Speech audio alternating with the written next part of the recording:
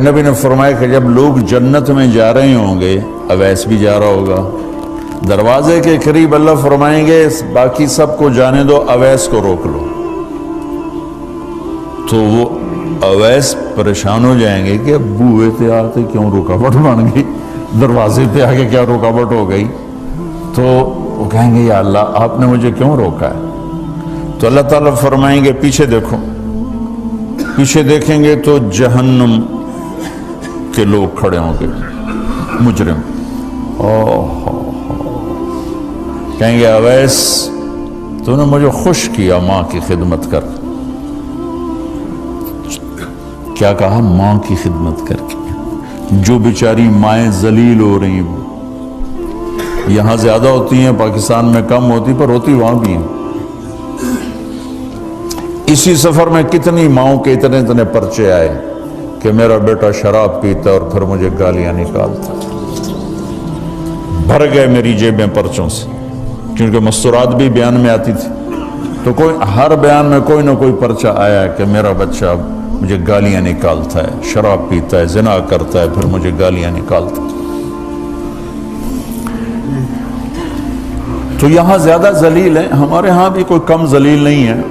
کوئی قسمت والی ماں ہے جس کو فرما بردار اولاد ملتی ہے، تو اللہ فرمائیں گے اویس تو نے مجھے بہت خوش کیا ماں کی خدمت۔ دیکھیے جہنم کے لوگ کھڑے ہیں، تو انگلی کا اشارہ کرتا جا، اللہ جدھر جدھر تیری انگلی کا اشارہ ہوگا ادھر ادھر لوگوں کو جہنم سے نکال کے جنت میں ڈال دوں۔ آج میں تیری طفیل لاکھوں آدمیوں کو جنت میں پہنچاؤں گا۔ عدد ربیہ و مدر، لاکھوں کا لفظ نہیں آتا، ربیہ و مدر عرب کے دو قبیلے اپنی تعداد میں سب سے زیادہ تھے۔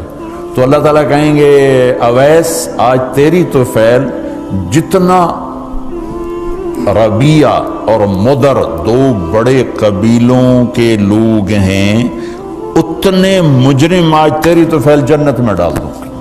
سبحان اللہ اکبر۔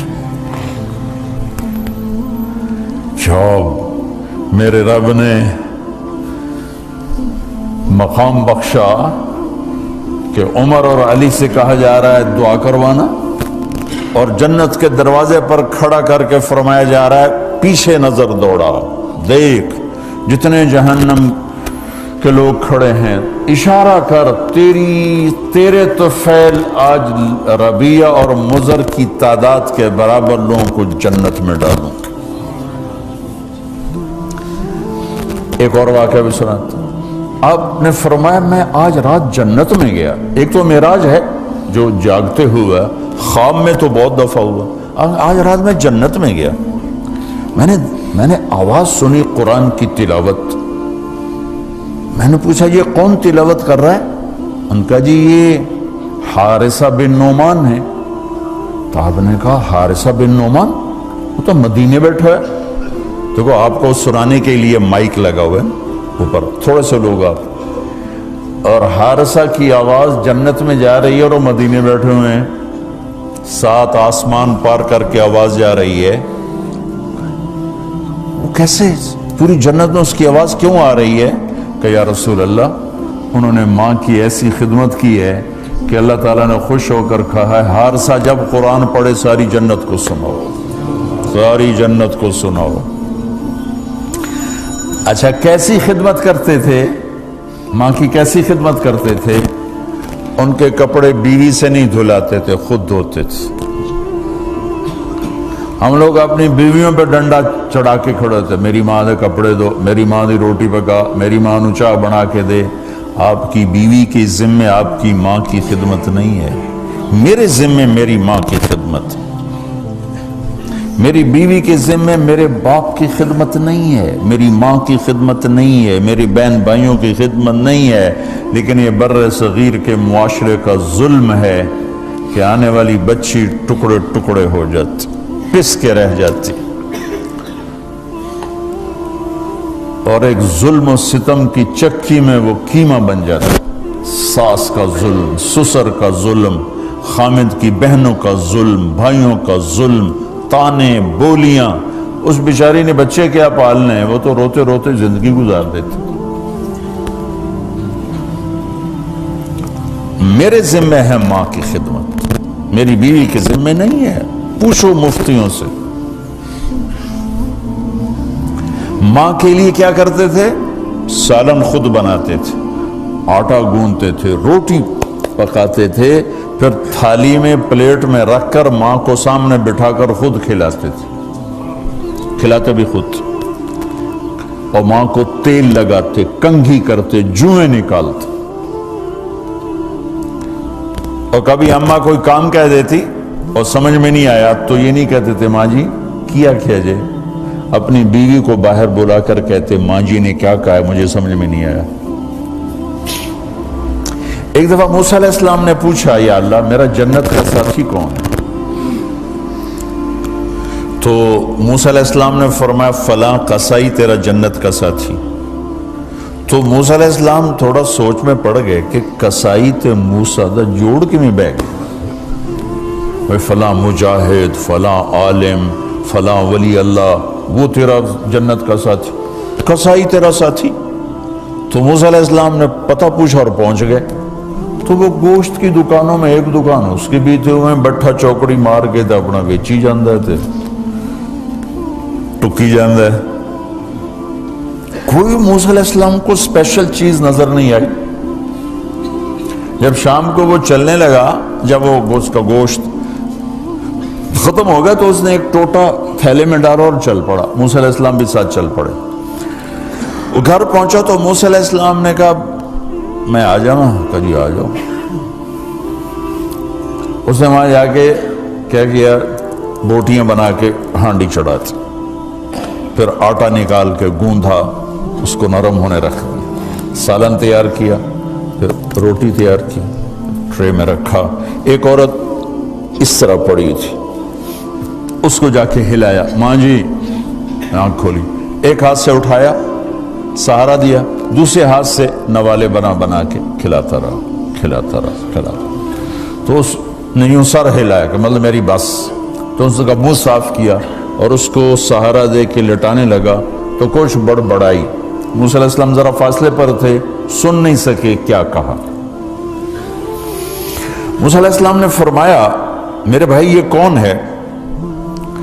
کہا جی میری ماں ہے، اور میں جب صبح جاتا ہوں نا کام پر تو اس کے سارے خدمت کر کے روٹی پانی کھلا پلا پھر میں جاتا ہوں، پھر جب شام کو واپس آتا ہوں تو پہلے میں اس کی یہ خدمت کرتا ہوں۔ بیوی سے نہیں کہا، خود کیا۔ ہم اپنی بیویوں کو کتنا ذلیل کرتے ہیں، اور 99% جو ساس ہے وہ نیگیٹو ہے اور ظالم ہے۔ 99% ساس نیگیٹو ہے اور ظالم ہے، اور ہمارے بچوں کو ہوش نہیں کہ میری ماں ہے، میری ماں ہے۔ ماں کی وجہ سے بیوی کو تباہ نہ کرو، اور بیوی کی وجہ سے ماں کو تباہ نہ کرو، اس میں بیلنس کرو۔ بیوی کے عشق میں ماں باپ ذلیل نہ ہو، اور ماں باپ کے عدم میں بیوی ذلیل نہ ہو۔ یہ دونوں نوحے میں سن رہا ہوں، اس لیے بول رہا ہوں، دکھ سے بول رہا ہوں۔ کہا جی میں شام کو پھر اس کی خدمت کرتا ہوں، اب بچوں کو بعد میں دیکھتا ہوں۔ کہا اچھا یہ بتا یہ کیا کہہ رہی تھی؟ لٹا رہے تھے۔ کہنے لگا جی بس ماں جو ہوئی جب بھی خدمت کرتا ہوں تو کہتی اللہ تجھے جنت میں موسیٰ کا ساتھی بنا۔ میں تو جی کمی کسائی تے موسیٰ کلیم میرا دا کی جوڑ ہے۔ میں کہا پترا تیرا جوڑ بنا چھڑے تیری ماں۔